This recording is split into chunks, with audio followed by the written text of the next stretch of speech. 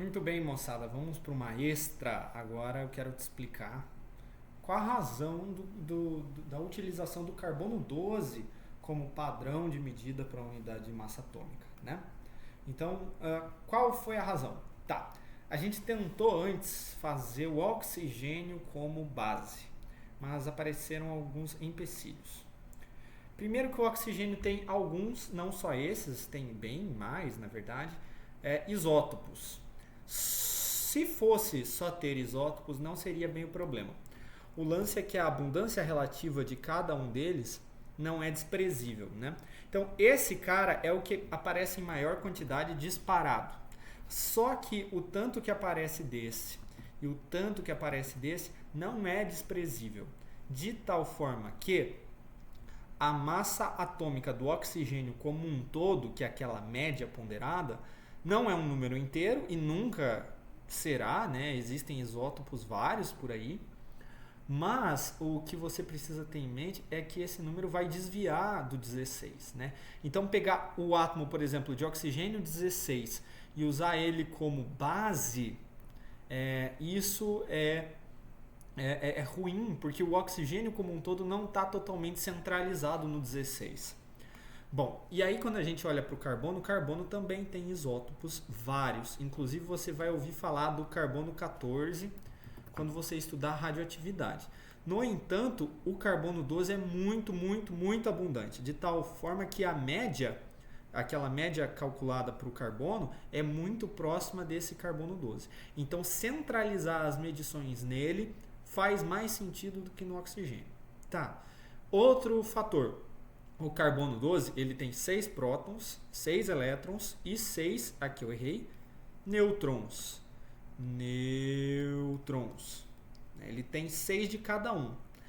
E isso é bom para o estudo das partículas subatômicas separadamente. Se você pegasse um átomo como base que tem excesso de nêutrons em relação a todas as outras, isso poderia dar um certo viés à sua medida básica. Então, como tem 1 para 1, sempre essa é uma medida realmente mais central.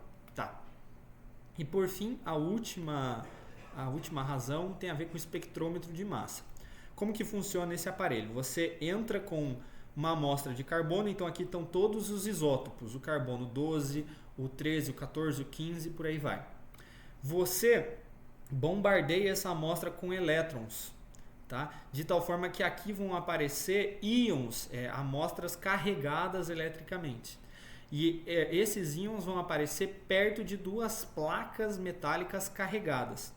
Bom, o que essas placas metálicas carregadas fazem? Elas atraem os íons que passam por um caminho bem característico aqui no meio e são acelerados. Então, eles são ionizados pelo bombardeio de elétrons e são puxados pelas cargas aqui, pelas placas aqui, ó. Então, eles são acelerados. Tchum! E aí, depois de acelerados, você faz esses camaradas que estão num feixe passar por um campo magnético. Você coloca um ímã ali, né? E aí esse ímã faz desviar esses íons acelerados. Só que você nota desvios diferentes. Esse pessoal aqui de baixo está sendo muito mais desviado. Ele estava indo reto e veio parar aqui embaixo. Significa que dentro desse feixe existem os íons mais leves. E por isso eles são mais desviados. Esses caras que são menos desviados aqui em cima são mais pesados, têm massa maior e são menos desviados. E aí você coloca um sensor para ver onde que eles batem e consegue ver a abundância de cada um. Nesse caso, ó, teve mais choque desse mais pesado, então a gente sabe que ele é mais abundante. Bom, o espectrômetro de massa serve, portanto, para você medir a massa de coisas microscópicas e fazer essa diferenciação entre isótopos. E o que acontece é que o carbono 12 foi um átomo que se adequou muito bem a esse aparelho e, portanto, fez muito sentido usar ele como base, visto que ele era muito bem utilizado nesse aparelho e as medições com ele eram boas. Tá bom? Então, este é a pílula de sabedoria de hoje. Haverá mais uma, um pouco mais divertida, em breve. Até já!